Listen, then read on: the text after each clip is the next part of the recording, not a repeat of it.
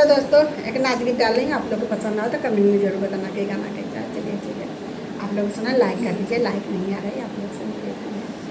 पिया तो हरे महालिया में अब ना रहा, पिया तो हरे महालिया में अब ना रहा, पिया तो हरे